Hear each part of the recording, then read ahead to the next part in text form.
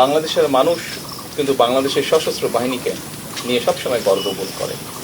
বাংলাদেশের সশস্ত্র বাহিনীকে বাংলাদেশের মানুষ স্বাধীনতা এবং সার্বভৌমত্বের প্রতীক হিসাবে বিবেচনা করে। বর্তমানে পৃথিবীতে আজকে থেকে 20 বছর, 25 বছর বা 30 বছর আগে যুদ্ধের ধরন যেমন ছিল, এখন যুদ্ধের ধরন পাল্টে গিয়েছে।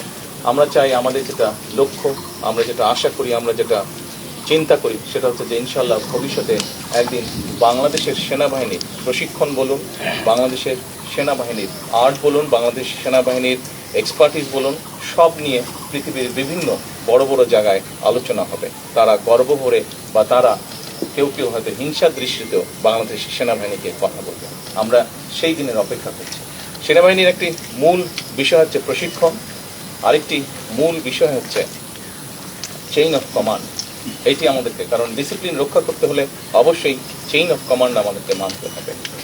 এই দুটোইকে যদি আমরা এক করতে পারি, তাহলেই একই সাথে টেকনোলজির যদি ইনপুট আমরা দিতে পারি, তাহলেই আমরা একটি শক্তিশালী সেনাবাহিনী গড়ে তুলতে সক্ষম হব ইনশাআল্লাহ। সশস্ত্র বাহিনীকে আমরা ধীরে ধীরে পর্যায়ক্রমিকভাবে আমরা একটি শক্তিশালী বাহিনী হিসেবে করতে চাই।